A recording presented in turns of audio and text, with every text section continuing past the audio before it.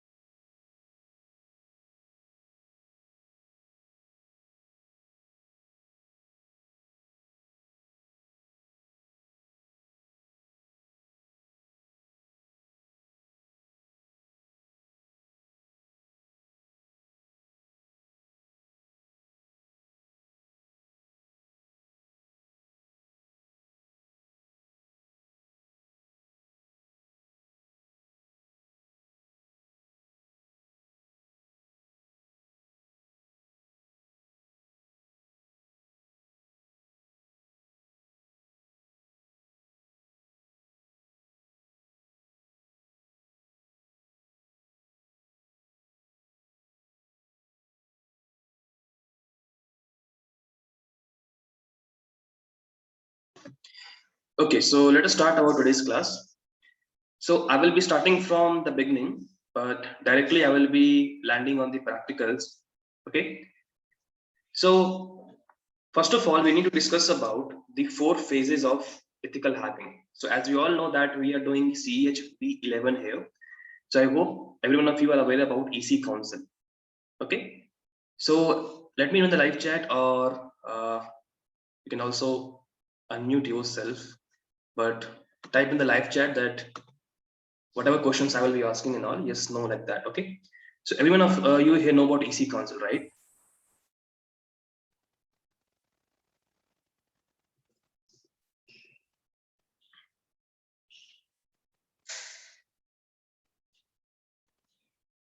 Yes. Okay. So basically, EC Council is an organization based in USA who provides cybersecurity, ethical hacking courses and all. Okay, they have lots of ethical hacking courses for the industry based on the latest framework. And one of the ethical hacking courses, CHV11 is there. So CHV11 is having two versions. One is the CHV11 normal one, and one is CHV11 master. Okay, so both the courses are same, the curriculum is same. The only difference is between the examination. So the one which we'll be giving after completion of this course is the CHV11 normal one, which is a theory exam. Okay, where you'll be getting 125 questions, which will be multiple choice questions, MCQ based. Okay, and the other one is CH master, where you will be attending practical challenges. Okay, once you opt for the CH master, you will be a certified CH master degree holder. Okay, before that you need to complete the CH basics one, which is this course, which is the same curriculum as the CHV11 master only. So we'll be going through all the practicals so that you can understand that how do we be learning how hackers hacks into a system. Okay, so here comes the first question. How many of you think hacking is illegal? How many of you think that hacking is illegal? Like if I say hacking, and how many of you think it is illegal? Is it so?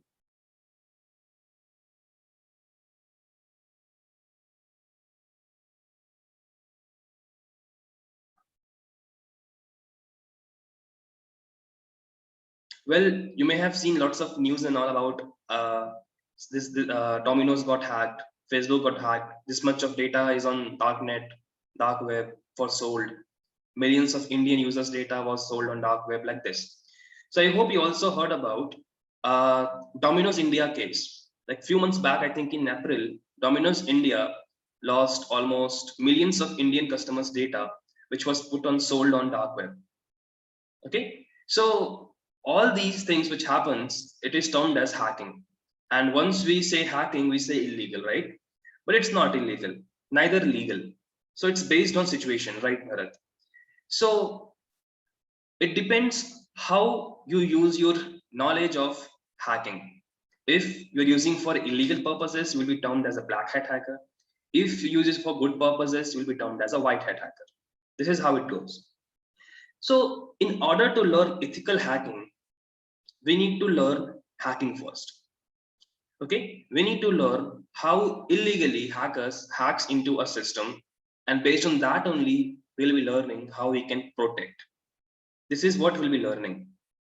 We'll be using same tools, same techniques as a hacker illegally, but the objective and the motive will be to protect, not to hack. Okay, now you may have heard about this sentence like, in order to catch a thief, you need to think like a thief. Just like that, in order to catch a hacker, you need to think like a hacker. Okay, so whatever labs will be doing, all the labs will be based on the illegal purposes, the illegal way, but in our virtual environment, so that we must not affect any live or a active server or website. Got it? So I hope some of you may have opted for the iLabs. So I hope by Monday you will be getting all the iLabs and all. And based on that, you can perform the practicals also. Or those who are having a good configuration of good configuration laptop, you can also install VMware. Okay. So what is VMware basically? VMware is a virtual machine player. Okay. So VMware is a virtual machine player with the help of which you can run virtual machines like Windows operating system, okay, Kali Linux operating system, Parrot operating system, Ubuntu operating system, Android operating system, okay, Windows 10, Windows Server 2016, Windows Server 2019. So all these operating systems we will be needing in this course. Okay, so Windows Server 2019, Windows 10, Ubuntu, Kali, Parrot, Android. We'll be using few of the operating systems as attacker machine, and few of those will be using as a victim machine. Okay, like Parrot. So Parrot operating system, Parrot security is a very popular security system, operating system for ethical hackers, or you can say cyber security experts or penetration testers. Okay, this is the website of Parrot security. So these operating system will be needing in this particular course. Okay, which you can simply download it from this website like Parrot. Then we have Kali. Okay, these two machines will be using as attacker machine. Okay, so why do we use Kali, Parrot, and Ubuntu here? Because it is specially designed and developed for penetration testing purposes and ethical hacking purposes. They're having lots of tools which is open source, free to use, which helps a ethical hacker, a cybersecurity researcher, a penetration tester to perform various kind of attacks, to find out bugs, okay, to find out vulnerabilities, and then to exploit it with the help of payloads. Okay, you'll be also learning some programming languages, for example, Python, using which you can create scripts. Okay, so let us start. Let me narrow down all the topics which we'll be covering in this whole course. Now, when we do ethical hacking, we deal with 4 phases. If a hacker hacks into a system, if ethical hackers find out the hackers or bugs in a system, we follow 4 phases of hacking. The first and the most important one is information gathering. Okay. Second, we have maintaining access. Third, we have, second is gaining access. Third is maintaining access.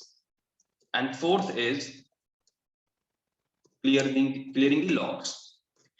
Generally, we also use one more point here, which is vulnerability analysis. Okay, so these phases are very important to understand here. So let's start from the first one. Okay, information gathering. Now, information gathering is a phase where we try to gather as much as possible information about our target, or you can say victim.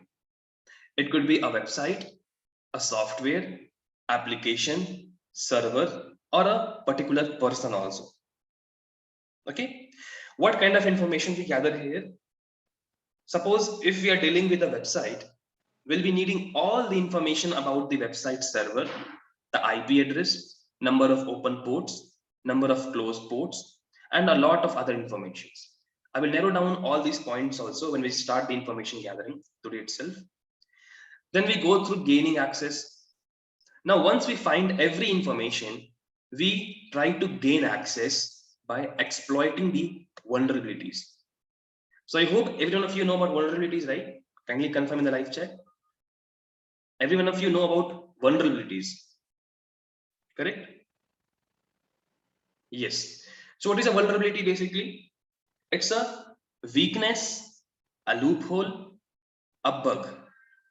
Yes, those who don't know what is a vulnerability is, a vulnerability means a loophole, a weakness, or bug in a system. What is a system? A system is a collection of well organized, you can say in IT, it's machines, which may be a website, a mobile application, a desktop application, or a server or a network. This is a system. So the first and the most important phase is gathering information. Based on that information, we find weakness in a system, which we can exploit. Okay. By finding out the vulnerabilities, we'll be creating a list of bugs in the system, in the application, and we will be exploiting that bug. Like suppose, let us talk about uh, physical vulnerability, emotional vulnerabilities of human being. Now, if I get like Ratnesh is having a weakness of getting easily emotional, what I can do, I can manipulate in a way that I can make him believe whatever I share with him. Suppose if I want to make him believe that this software which I'm giving to him is a safe software, but I know that I have attached a virus in that software and I wanted to give it to him. So he won't be believing me normally, right? No one wants to download and install a virus in their system intentionally. For that, we need to make them believe, okay, by triggering their emotional vulnerabilities, which is known as also social engineering, which we'll discuss later on. That is the second phase, gaining access, which means hacking a system with the help of the gained information and the weaknesses or the bugs. Then third one is maintaining access. As a hacker, they always try to maintain access, which means once if I hack your system, I need to make sure I have access all the time. So that even after 1 week, 2 week, 1 month, 2 month, if again I want to access your system, I can simply use simple command to access. I don't have to start from scratch. That is maintaining access, where we create some backdoor. Backdoor in the sense, suppose in your computer, I installed a backdoor virus which helps the hackers or me to simply gain access over your computer anytime I want. Gaining access includes controlling system remotely, looking whatever you are doing, whatever you are typing in your laptop computer system, wherever you are logging in. It may include your net banking passwords, your social media accounts, or your personal stuff also. And almost 60 to 70% of the user didn't even know that they are already hacked, because a kind of backdoor is there in their computer. So we'll be learning how they maintain access and how we can protect. And the last one is clearing the logs. Now it is not for ethical hackers, but for hackers. Remember, whatever you do in your computer system or anywhere, a log is created. If you are deleting something, if you are updating something, if you are adding something, okay, whatever you are doing, if you are trying to browse some website, every time an event log is created in your computer system. Just like that, if a hackers try to hack your computer, a log will be created in your system. That's why whenever a cyber crime report is filed in cybersecurity branch with police and all, they need your laptop or computer system to look for the logs. Maybe the IP address will be there in the log file. Whosoever tried connecting with your system, whosoever tried hacking your system. And once the IP log is there, they can easily catch the hacker. That's why the fourth phase is clearing the logs. You need to understand how hackers delete all the log files with the help of simple commands and all. Okay. Now, all the 20 modules which we'll be discussing in this course is divided into these 4 phases of ethical hacking. Okay. So we'll be learning all the ways how hackers hacks, and we'll be using those techniques to protect. That's what we'll be doing. Okay. All the tools, all the techniques which we'll be going to discuss in here could be also used for illegal purposes, which we don't recommend you to use. Kindly follow all the guidelines and make sure you do this in a particular local network or having proper permission. Suppose if you are working for some company, ABC company, and you wanted to test your company's security, then ask for a permission. Okay, ask for permission that I'm trying to do some penetration testing, scanning, information gathering, so I need permission for that, and based on that you can do. Remember, information gathering is not illegal. You can do on any website you want. You can do on Google, you can do on Facebook, you can do on Shopify, Instagram, YouTube, Twitter, any website. as it's not illegal. Only you cannot do information gathering on government websites, defense websites like FBI, Army, Navy, Air Force, or government websites like India Post, or any kind of website which includes these kind of things under the government or defense. Okay, gaining access is totally illegal if you do without permission. Same vulnerability access, vulnerability analysis, maintaining access, and clearing logs also. So in today's session, let us start from information gathering. Okay, so before that, let me know, any one of you, any doubts in these 4 phases? Yes, no? Okay. Everyone? Okay, great. So let us start the information gathering. So in information gathering, first we start with footprinting, reconnaissance, then we go ahead with scanning, and then enumeration. These are 3 separate modules which we'll be going to discuss one by one. Okay. Now, what is footprinting basically? The first topic here, footprinting. How many of you have seen Discovery channels, Net Geography, Animal Planet, or channels or shows like this, where they show you about animals, sanctuaries, zookeepers? Anyone? Or maybe you may have seen some detective shows and all, where detectives try to track their targets and all. How many of you seen these kind of things? Well, if you have seen these things, yeah, I hope every one of you know about these things. So basically it about, yes, following the user activity, right, Bharat?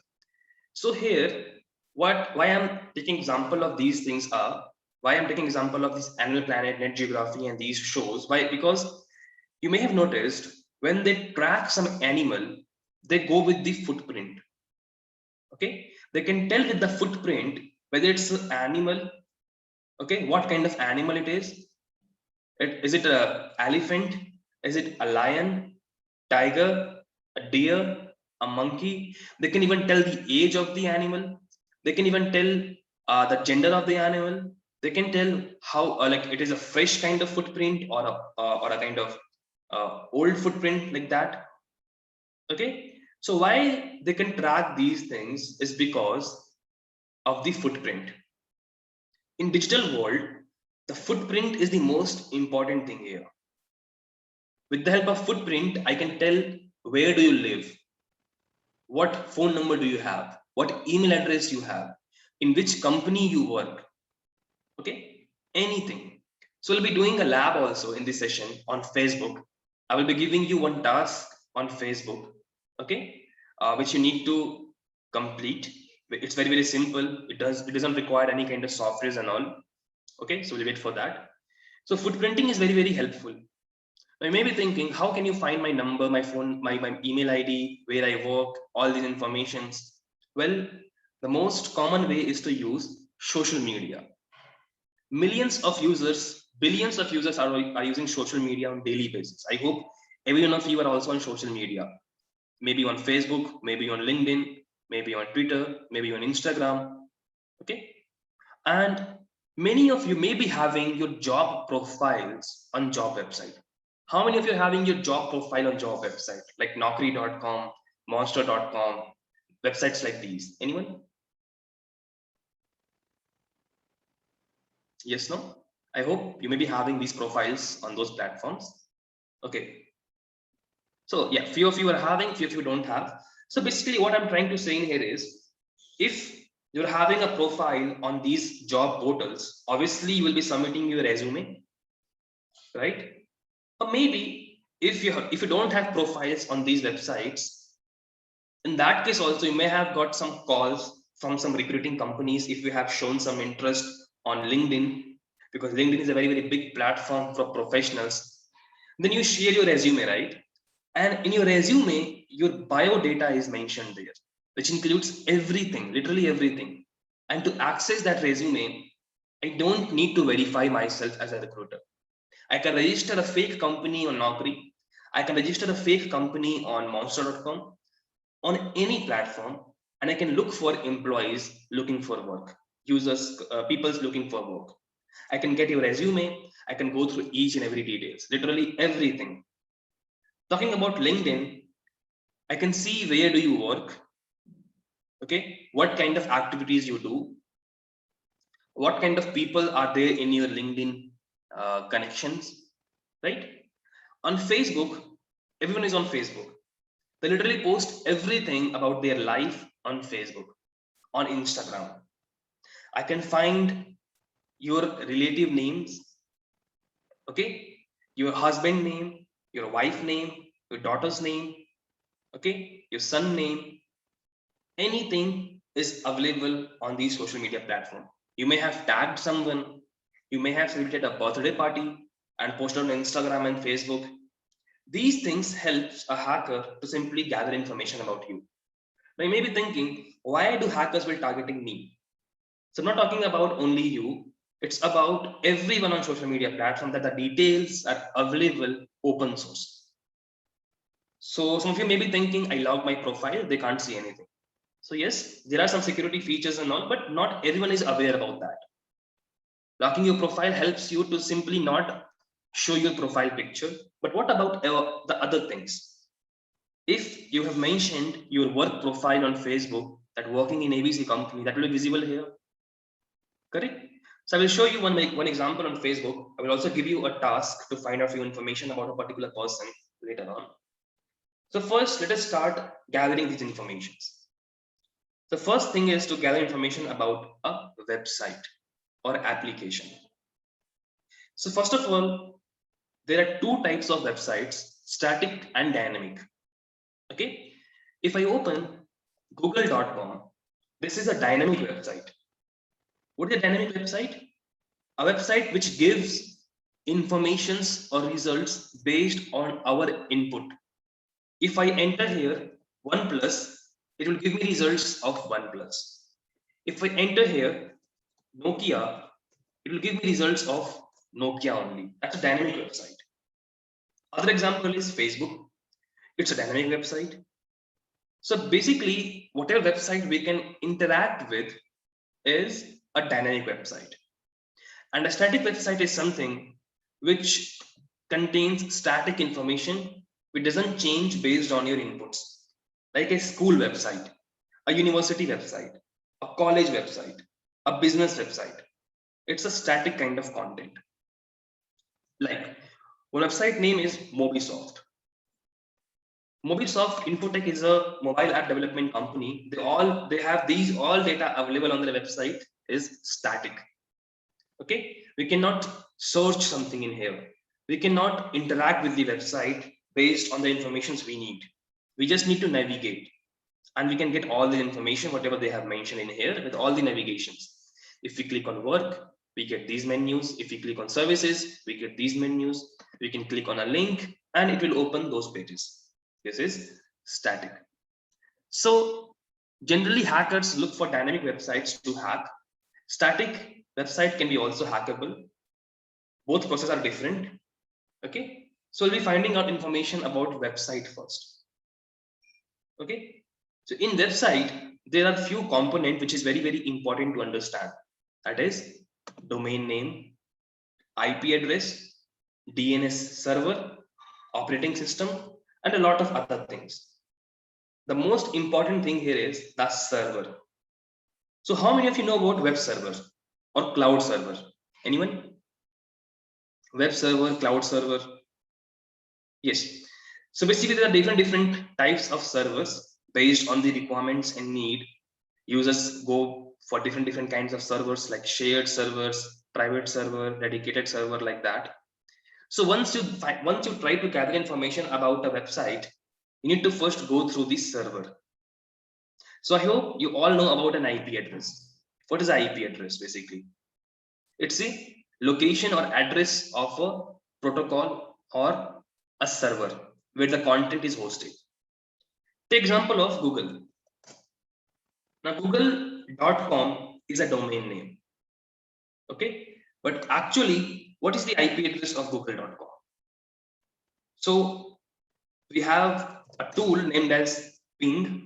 CLI utility tool is there in Windows, Ping. with the help of which we ping any server we want to, any domain, and we get reply in form of IP address. So if I type here google.com, sorry, it's wrong. Google.com, what you see here that I am getting reply from 142.250.195.174 IP address. This is the actual location of the server wherever the content is hosted, not google.com. Google.com is just a domain name. So maybe you think why we can't use the IP address? Because we cannot remember the IP address, right? We cannot memorize it. That's why google.com, the domain name is there. Okay, and all the services on a domain name is handled by the DNS, domain name system, name servers, mail servers, IP address details and all. So these are some information which we need to find out about the domain name, about the DNS details, about how many ports are open in the server, how many ports are closed in the server. So what is a port basically? Anyone? How many of you know about port? Port numbers.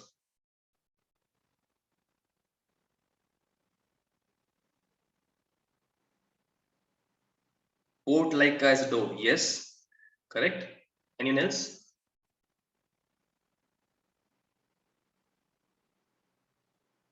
Yes. So basically, port is like a door. With a simple example, suppose you're having your house.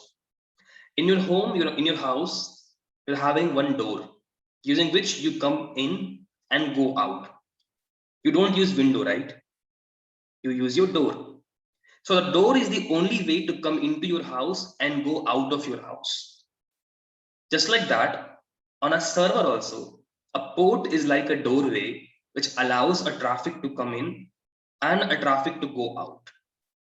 What's a traffic? If you browse google.com, if you browse facebook.com, you are pinging the server to browse the content, and the server is accepting your request as a traffic. You're sending a traffic to the server. A request, I need to access the website, and in the response they send you the website. Like suppose if I hit enter here, I'm sending a request onto Google server following the IP address. I'm getting a response of this web page. Okay, so this also contains a port number. Generally on HTTP, the port number is 80. Okay, so or 8080 like this basically. So you cannot access on these kind of domains and all, but you can access on IP addresses. These port number allows specific services to run on the server. There are lots of port numbers: 80, 8080, 445, 2125. I will explain all the list of IP port numbers one by one in the scanning module, the next module.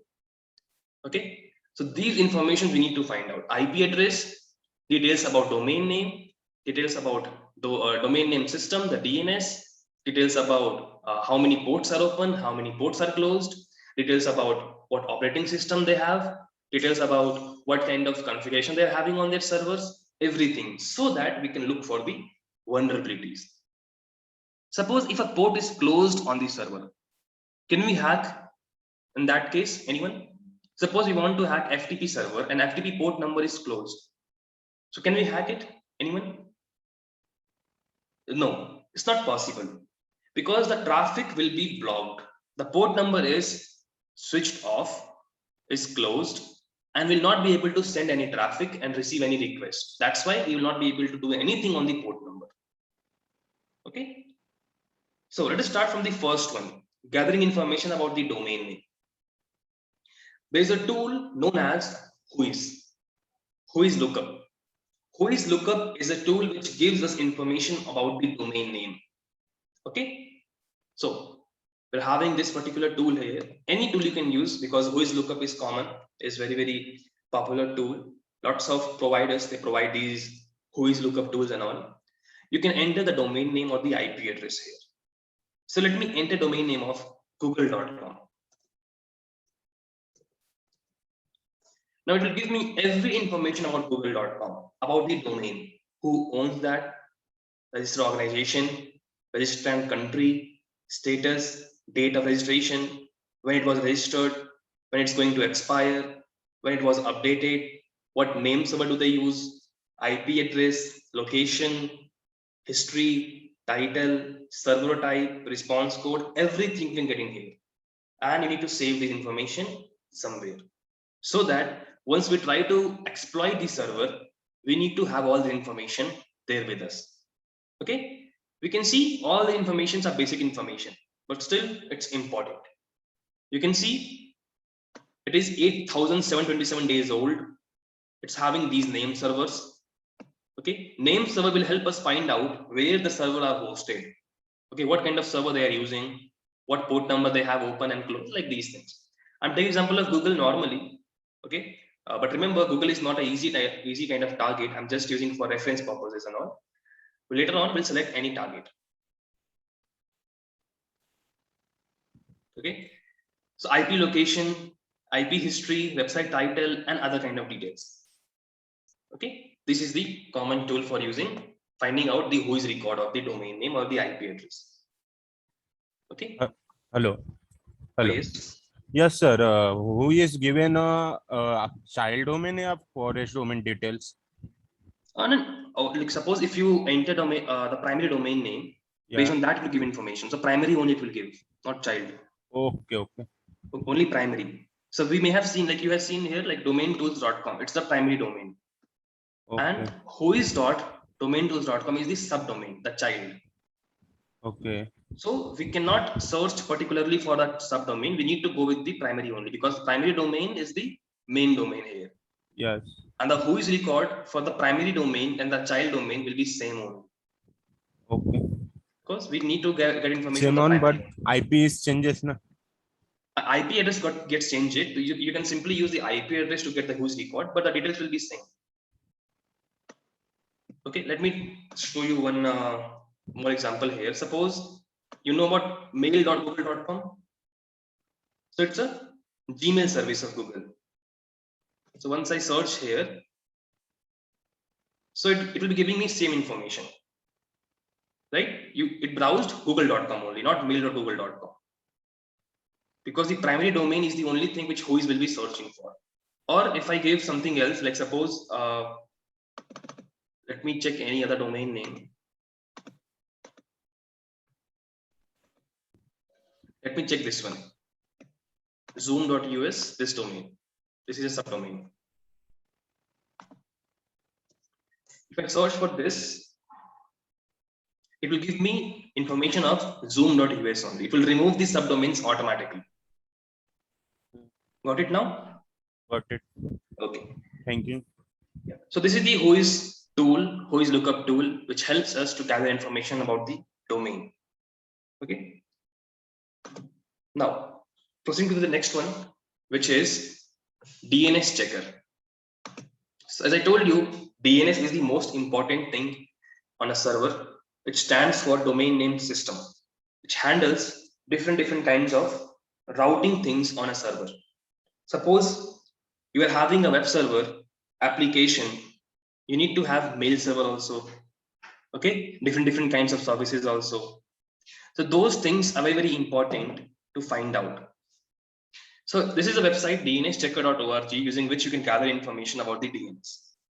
And if you're wondering, is it the only tool for these things? Then you can go through OSINT framework. How many of you know about this framework? OSINT stands for Open Source Information Gathering, this framework, intelligence framework. Anyone knows about this? OSINT is itself is a separate kind of course. Okay, we have separate courses for OSINT itself. It's very big kind of topic. So no one knows about this OSINT? No issues. So this is the open source information gathering, you can say, tool framework, intelligence tool framework, where you can get all the categories of information you want to gather. If you want to gather information on the usernames, you will be having different properties elements here, like username search engines, name check, no EM, name checker, what's my name, that's them, check usernames. specific sites we have here, Amazon username, Amazon wishlist, GitHub user, Tinder username. If you want to gather information on email addresses, you have email search tool. Then we have common email formats, email verification system, breach data, spam reputation list, mail blacklist, and so on. For domain name, IP address, images, social networks, instant messaging, people search engine, dating, telephone numbers, public records, and lots of things. So the information gathering is not only limited to these tools only, which I am explaining you right now. You can use the OSINT framework also to gather as much information you can for specific target. Suppose after a few years, you will be working for some organization, and they ask you to gather information about their competitor. What you will do? You need to run every kind of information gathering steps on your competitor company along with these tools, using which you can gather as much as possible information you can get. So for that, you can use the OSINT framework. Let's talk about the DNS. I need to get information on Netflix. Okay, so first let us do a who is on Netflix.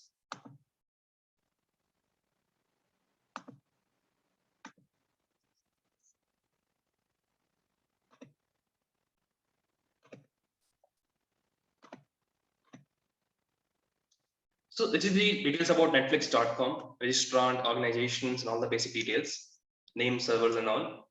Okay, from name server, one thing is clear that you are using AWS. How many of you know about AWS? AWS, Amazon Web Services. Okay, Bharat knows about. Anyone else?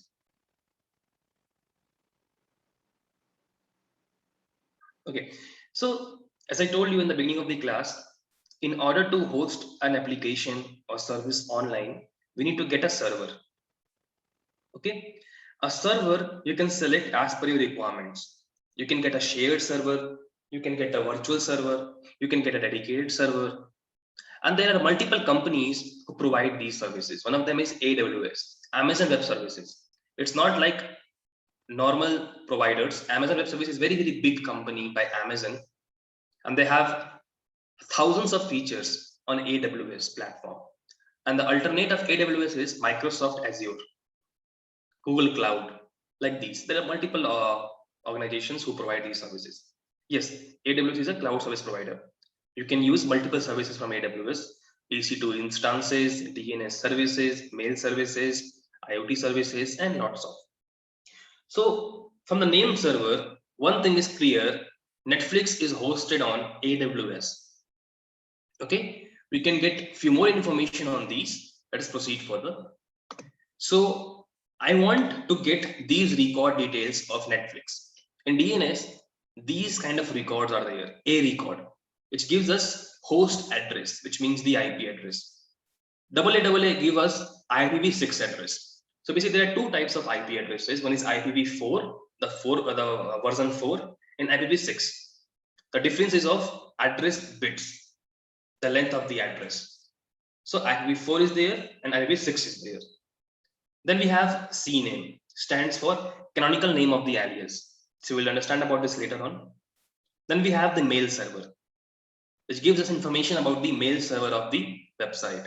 Then we have the name server, PTR record, SRV record, SOA. We'll see one by one. Okay. If we search for the A record, we see these much of details. And you can see a map-like structure here with green tick mark, which means from each and every location, it is trying to find out the service and it is being resolved also. Okay. So Netflix is having these 3 IP addresses. Now you must be wondering why IP addresses are 3. So because it's a big website, they can have one IP address, they can have multiple IP addresses, it's on them. Okay. Maybe they have separate services and all. They are using separate services for multiple users and all. They may dilute the traffic. So based on that only. They're having 3 IP addresses for different regions. In India, Railwire is pinging the server and it is being resolved from India. You can see these green ticks. If it is a red cross, which means it is not resolving from that particular area. Okay. Then let us search for the AA record, which is the IPv6. but they also have a IPv6 address. These details will help us in future once we try to exploit. Then we have a CNAME, stands for canonical names. They don't have any canonical names. I will explain later on what is the actual meaning of canonicals. Then they have mail server record. So can anyone tell me from the mail server record, what information do we get here? Anyone? You're able to get the mail server record of Netflix. What we can get from here? What information you are able to see?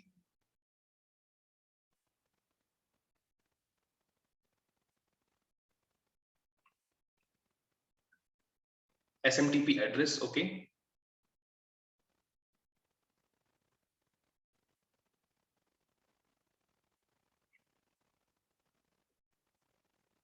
Port number, no, it's not that.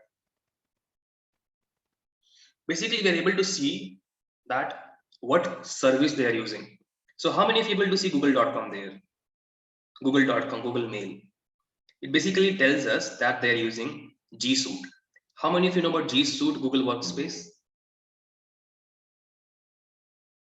G Suite, Google Workspace, like these services. It's a service by Google. Yes, it's a service by Google which offers various options like services like Google Apps, like Google Sheets, Google Forms, Gmail, and most of the other services. Like they have the Google Drive also there, right?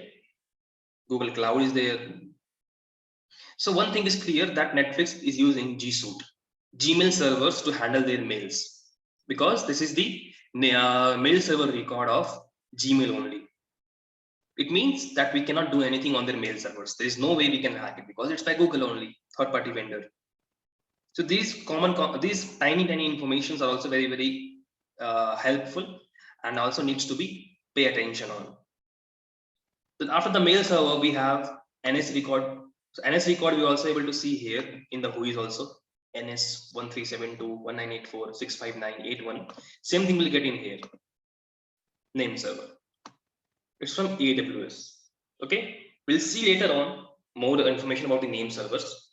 First, these are the name servers Netflix is having. 4 name servers being resolved everywhere across the globe. Green tick means resolved, cross means not resolved, which means not operational there. PTR, I don't guess they're having. Okay. SRV, they don't have maybe. SOA, I will explain one by one about each and every name server here. So for SOA, they have these particular things available for the authority details. For TXT, they have these kind of details, verification details we mentioned here. From TXT records, how many of you can see details about using some third-party vendors? Anyone? In the TXT records, how many of you can see that how many third-party services Netflix is using?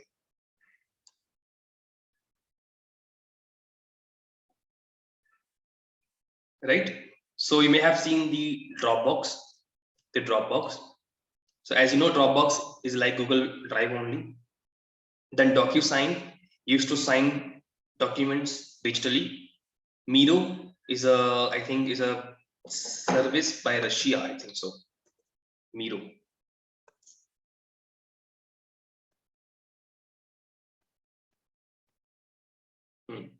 It's a website company who may provide some kind of. Okay, let's leave this.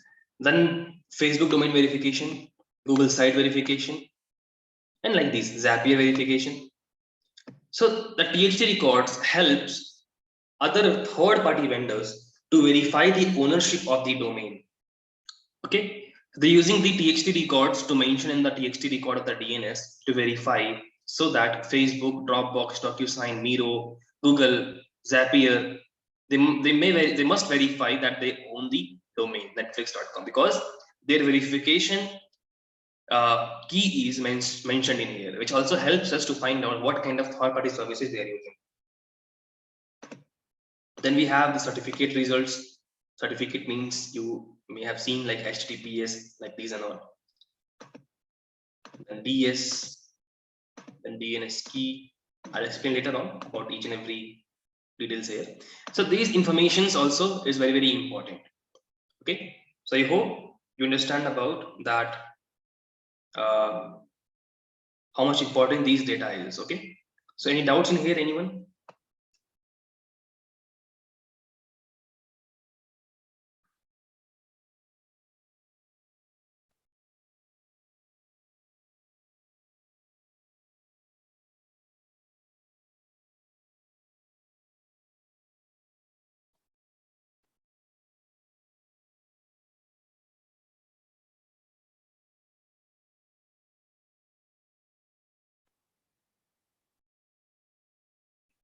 Okay, so we were able to gather information using Whois record, DNS checker, and now proceeding to the next tool known as BuiltWith. So these are some basic tools which is available on the internet, and most of the users are not aware about this. So how many of you know about BuiltWith? Anyone?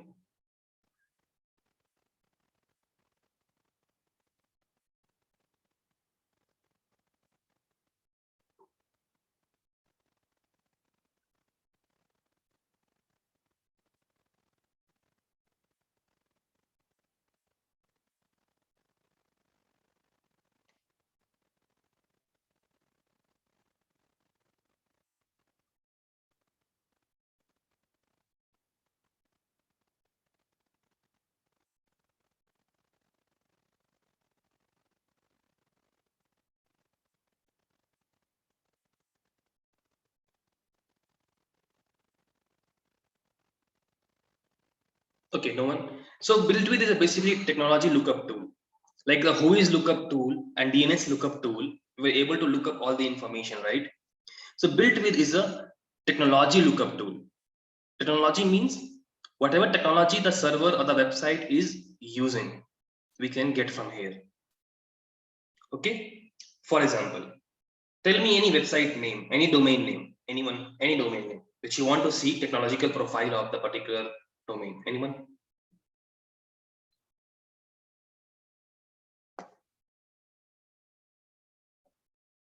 What is NSDL?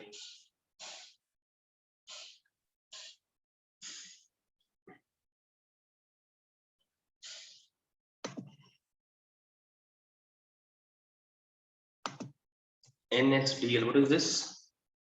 No, it's a government website, right? It's a private.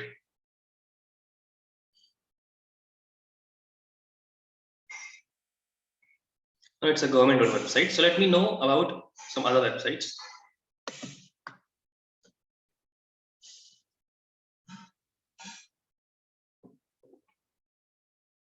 Sigma outsourcing. I'm asking about the domain names. MobiQuick. MobiQuick. Oh, okay. No, MobiQuick. Okay. Just copy the domain name. Paste it here. Let's search for the technology lookup. So this is the whole technological profile of the website. Okay. So each and every website has their own profile for analytics, for payment, content management, okay, widgets, and lots of other things. So we see for analytics, they're using multiple plugins, CleverTap, WizRocket. Google Analytics is a common tool which everyone knows about. New Relic, Facebook Signal, Facebook Domain Insights, Facebook Pixels, and our global site tag. Okay, so everything we can see in here, right? Then we have the widgets for Cloudflare, Bot Manager, Google Tag Manager. Then we can see frameworks. They're using PHP. So PHP language is known to everyone, I think so. Then they're having the Angular 8.2 and all. Then for content delivery, they're using CloudFront, GStatic, Cloudflare. Like these, so many things they are using in their technological profile. For JavaScript libraries, they're using Sentry, Facebook SDK, Angular, Moment, Slick, Core.js. For advertising, they're using Google Remarketing, Facebook Custom Audience. For email, they're using Mailgun, Google Apps for Business, which means the G Suite, Gmail, SPF, DMARC. Okay. For SSL, they're using GeoTrust, Resort. Name server is the Akamai DNS. Web hosting, they're using NetMagic solutions. CloudFront hosting. Web server, they're having Apache, and so on. So these information comes under the technological profile information of the website. If I want to search some other one, like suppose Shopify.com. I hope you know about Shopify.com. In the Shopify, you can see their technological profile of analytics, tracking, right? Widgets,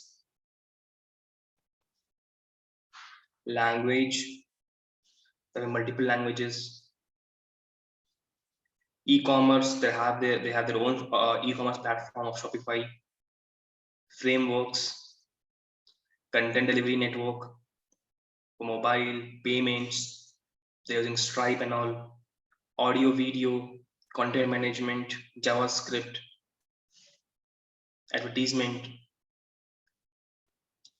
shipping providers. USP is a very popular company. Canada Post, Australia Post, DHL, UPS.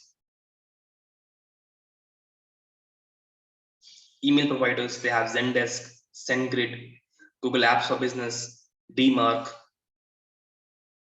Okay, name servers, web hosting providers, they have Amazon servers here. You can see they're having the servers from Virginia region of Amazon, AWS. As well, they have web servers. Okay, lots of things. You can just go through this tool and can gather as much of information as you want regarding the technological profile of the website. So I hope this is clear to every one of you, right? Any doubts in here? Let me know.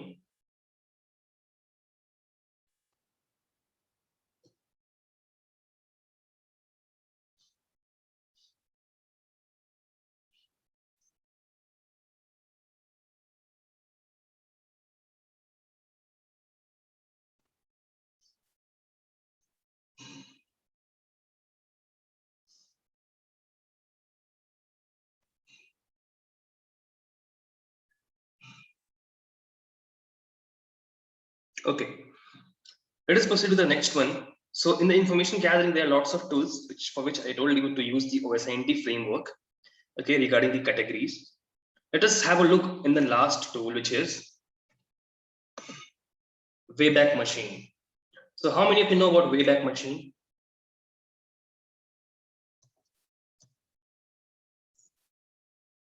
Anyone? Wayback Machine.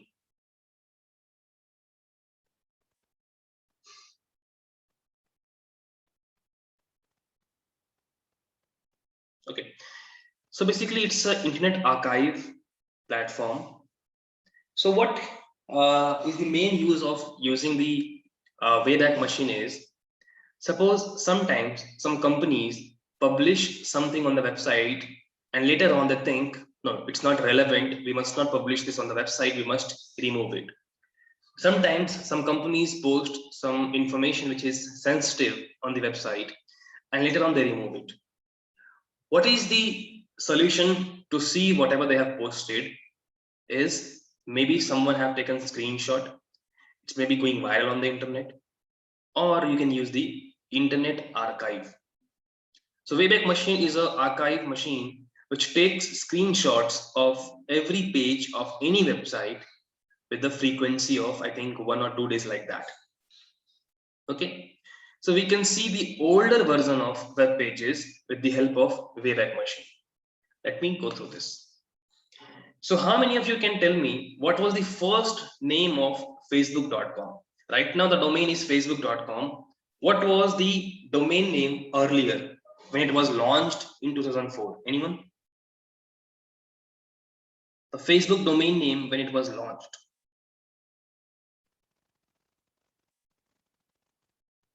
Any idea?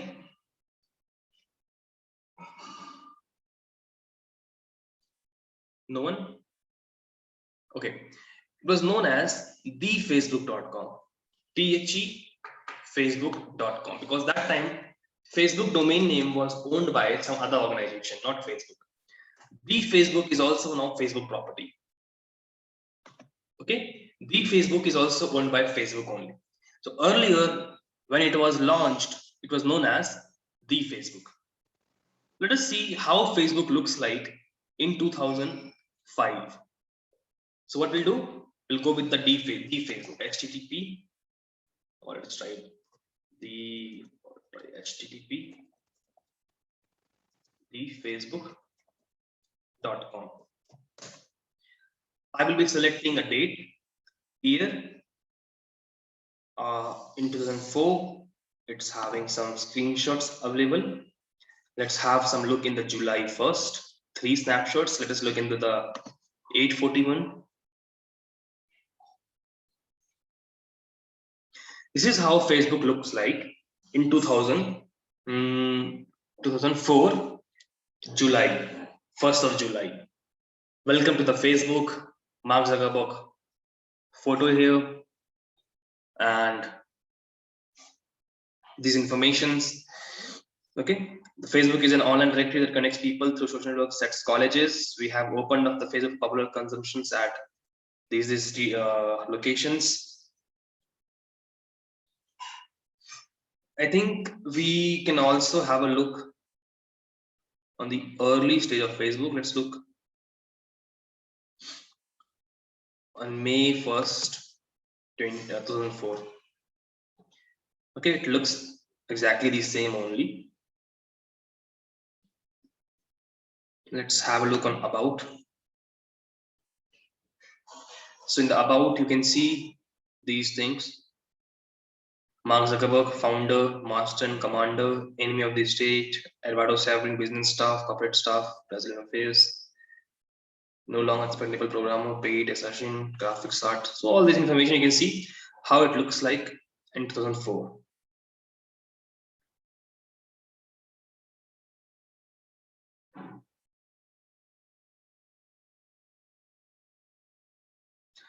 Let us see how much of changes it may have got in 2005. Let's see, 11th of June, 2005. So you can see not that much of changes.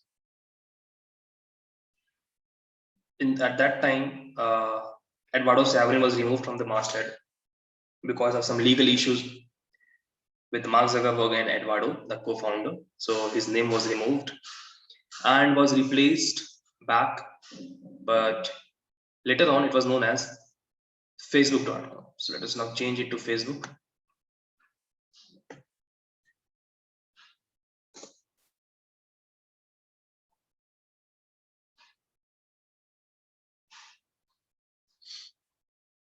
So let us have a look from October, September 2008.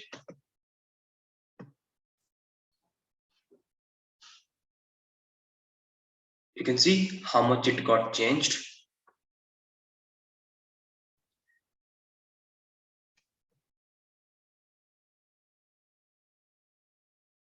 Okay, we can have a look on 2009. Let's see how much it got changed then. They don't have any details of that.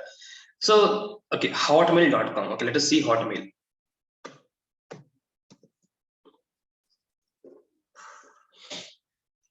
Okay, so let us see Hotmail.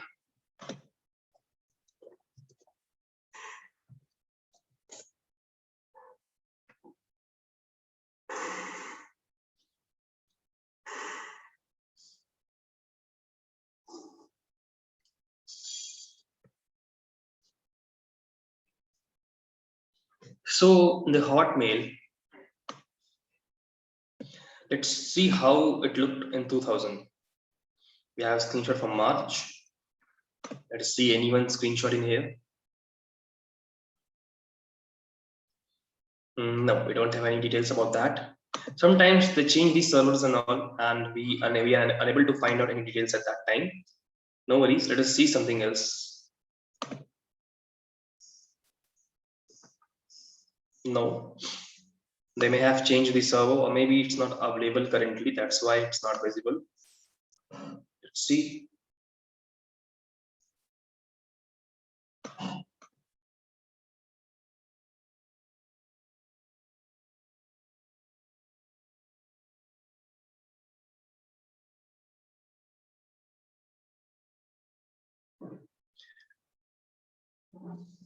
Okay, so basically they have redirected from the actual login or actual domain to some other domain. Okay, you can see lots of additions has been done because the Hotmail is now owned by the MSN. So we'll not be able to see the details of this one because Hotmail is now owned by some other organization and they changed everything. IRCTC, so what's the domain name of that IRCTC? irctc.co.in. Okay, let's check this one.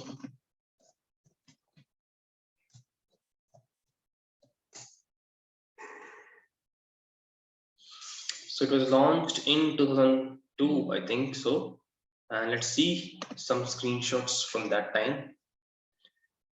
So let's see how it looks like then. So in 2004, it looks like this. Okay, if we proceed with the new date and time, let us see how much of difference. Okay, then it looks like this. Then if we proceed further to 2014,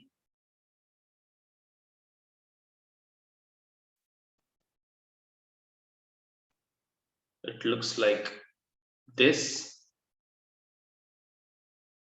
Oh, okay. See some other date. Don't have anything in here. See from September. No, after that they also changed lots of things in here. They added JavaScript, custom codes and all, which causes redirection issues and all. And Web Machine is also not able to find these informations. Okay, let's see how Google looks like then. Google. Anyone can tell me when Google was launched? When Google was launched?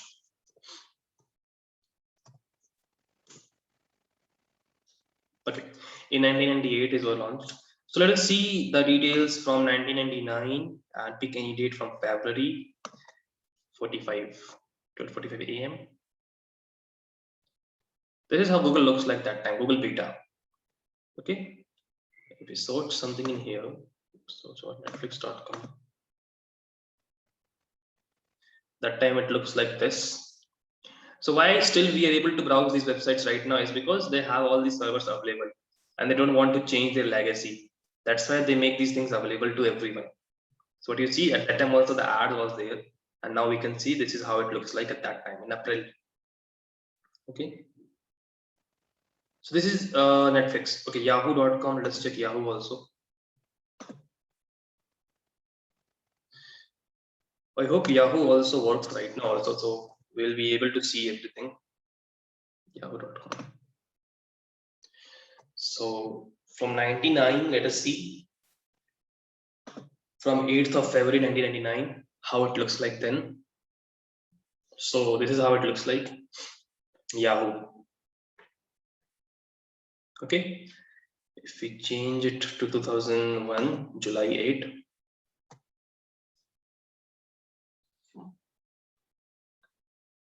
it looks like this. Then it got changed. See, 2005,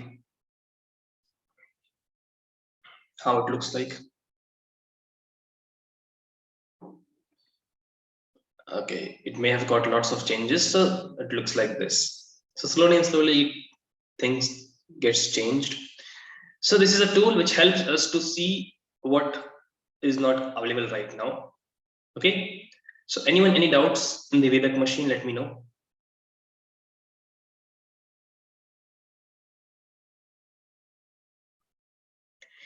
So these are few basic steps using which we'll be able to gather information about our target. Okay, we can gather as much as possible information we can get. Okay, let me give you a task here. Just wait.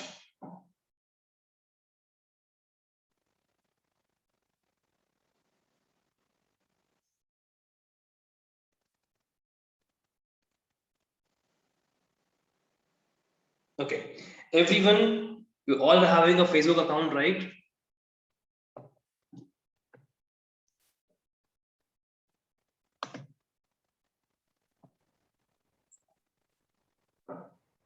Okay.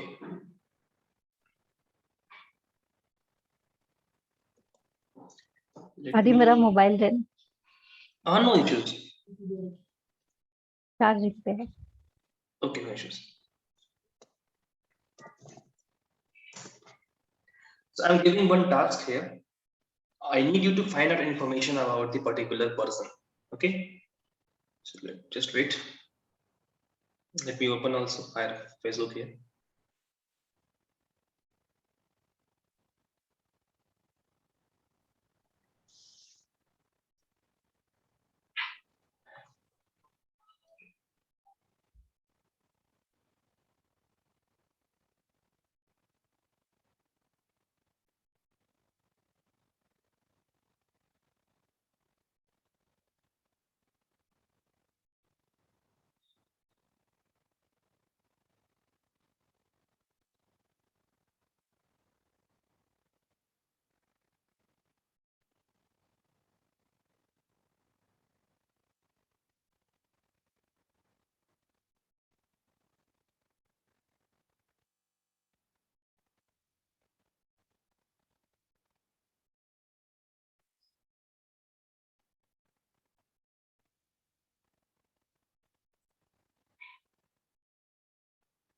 Okay, I'm disabling the screen share for now. I'm logging into a Facebook account of mine. So wait for a moment.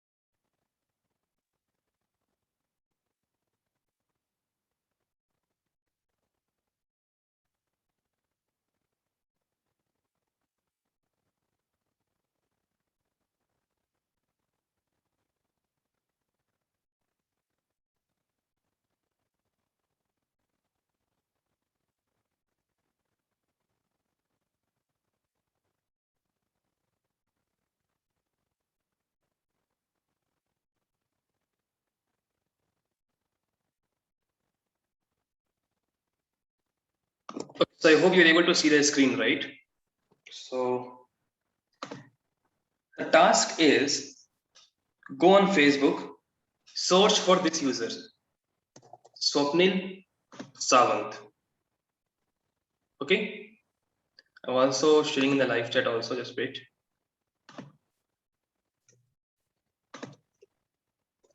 Swapnil Sawant.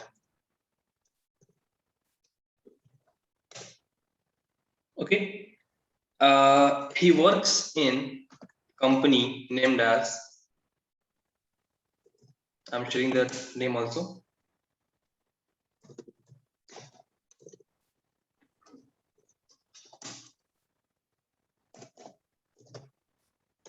Lakshyam Healthy Living. So I will not be sharing my Facebook of right now. It's a task. So I need to know Swapnil Sawant's wife name.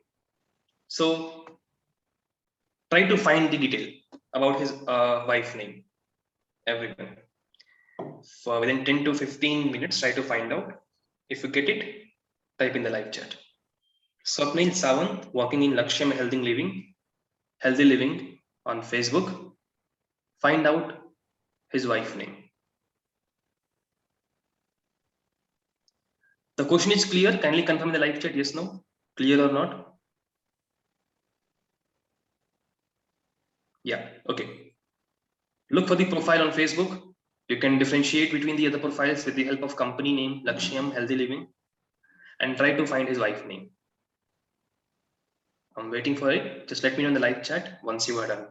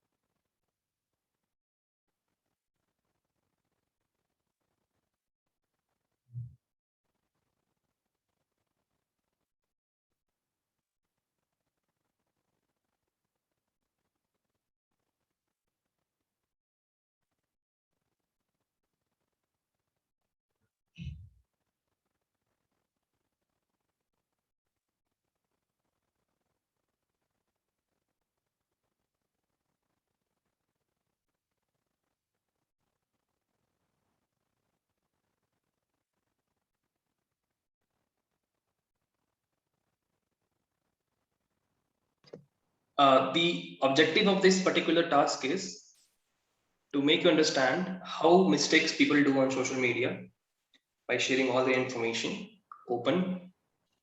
So it's only a test account, so don't worry, we are not violating any personal information of any person. So let me know once you get it.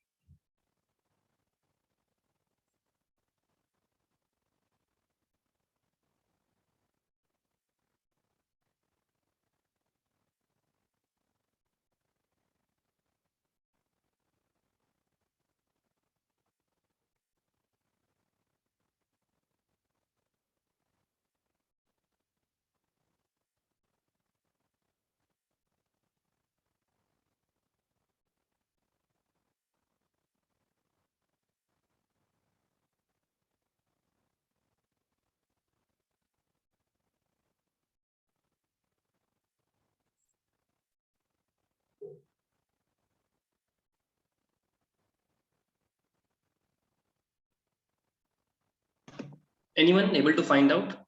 You got the profile or not?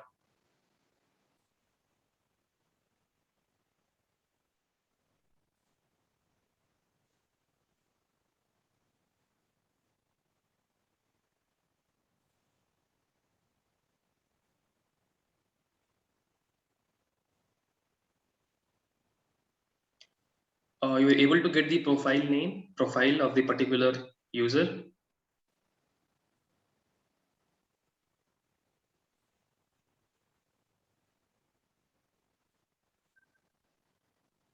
Okay, you're not able to get the profile also.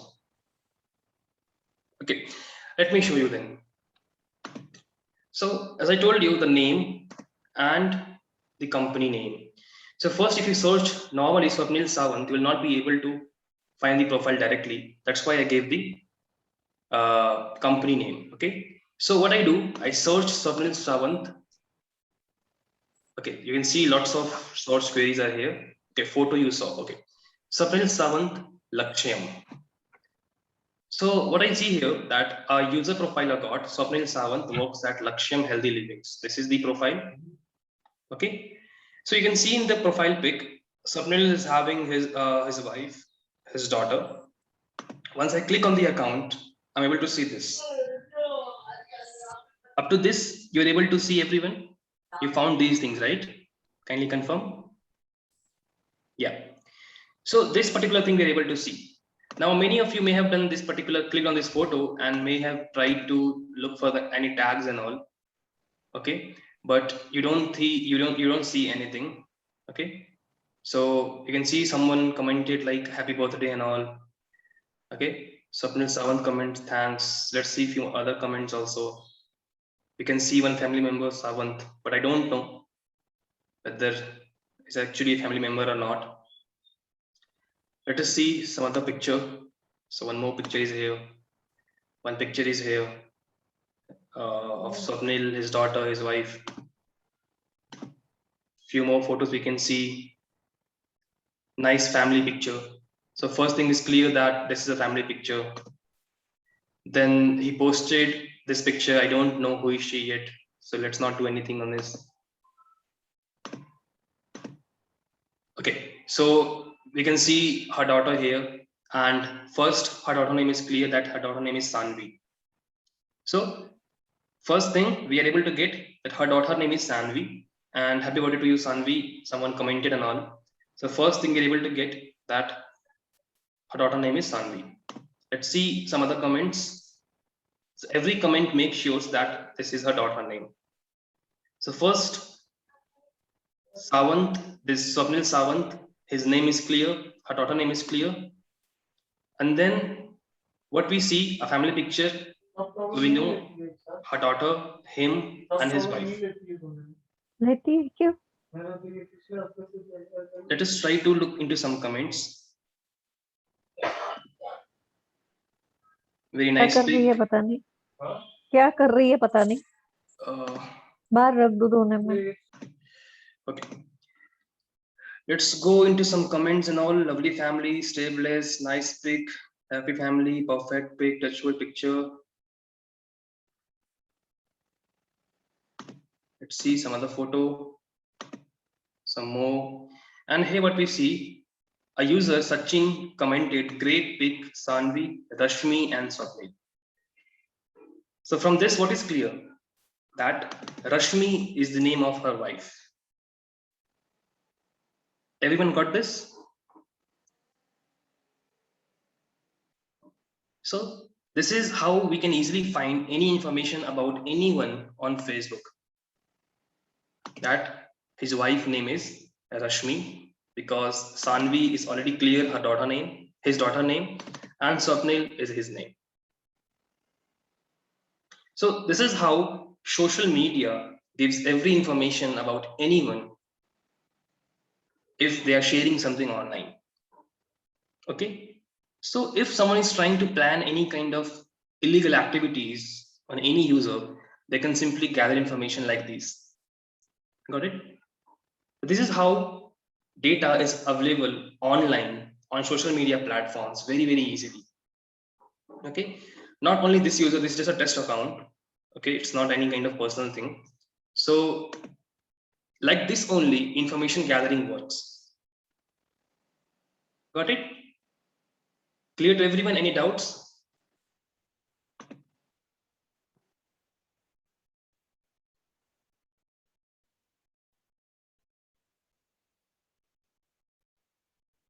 Any questions? Any doubts? Anyone?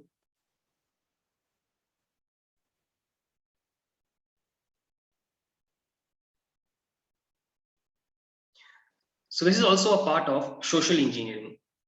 Okay. Okay. This is the information gathering phase. Okay. Now, yes, this is his ID. Correct. No, it doesn't matter. The profile is locked still. You can't see the profile pic, but few informations are visible and all. But profile lock facility features is available with lot of users. They may use these features and all, but still, if you talk about these profiles and all, there are millions of profiles on Facebook which is not protected, right? Because they are not aware about that. Okay. There are lots of profiles we search on Facebook. It will be easily available. Got it?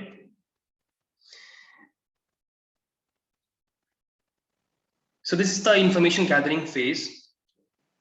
Yes, we can check with their surrounding peoples and all. That's correct. This is how we gather information about someone with the help of social engineering techniques and all. That was just an example here. We'll be seeing lots of other examples one by one. So that is the information gathering, which is footprinting and reconnaissance.